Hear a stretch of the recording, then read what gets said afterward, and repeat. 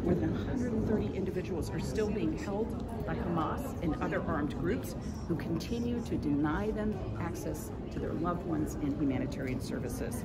We must end this agony. Thank you. And Yvonne, do you have a question? Yeah, I do have a question. Madam Undersecretary, so obviously there have been a number of calls for a ceasefire here in the United Nations, and the United States has blocked any action for a ceasefire. Your country is standing in the way of a ceasefire. You talk about human suffering, but you could do something if you stopped blocking action. Well, respectfully, I would say look at Hamas's actions on the ground, which show no intention whatsoever of laying down their arms or pursuing peace. What the United States does not support is a ceasefire that leaves Hamas in a position where it can realize its stated intent to repeat the October 7 attacks multiple times over. But what we are doing is we are actively working to scale up, to expand and accelerate humanitarian assistance, including ports of entries, to ensure that assistance gets to all parts of Gaza. This is why the United States has advocated for a UN assessment team to visit northern Gaza as soon as conditions permit. And those conditions are complicated by Hamas's persistent attacks on Israel that have not abated. Pam? Thank you, Undersecretary. There's a possibility of this Israel-Hamas deal to return hostages for an extended pause.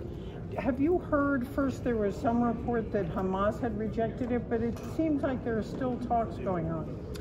Well, Pamela, I have nothing further from my position to share on that, but certainly we believe there can be no durable peace without release of all the hostages, and we welcome efforts towards that end. Amelie, last question. The UN Secretary General was quite critical of Israel today, saying that their rejection of the two-state solution is unacceptable. You had the same message about the two-state solution, but what is your message to your Israeli allies on this issue? Well, certainly this is not something that the United States can impose on any party, but we are resolute in our conviction that the only durable, lasting solution is a two-state solution that guarantees Israel's security, that allows Palestinians to realize their legitimate and long-sought aspirations towards statehood. And we will continue to pursue that end as we also intensify efforts to meet this urgent humanitarian crisis and scale up and expand humanitarian aid.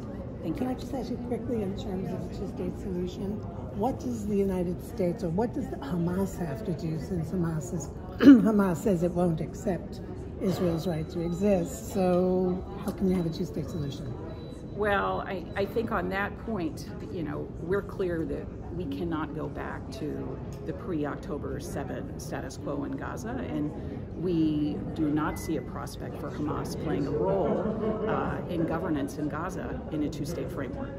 They have made clear their intentions to annihilate Israel, which they have carried out to lethal effect, and this is why they must be degraded, so October 7 cannot be repeated.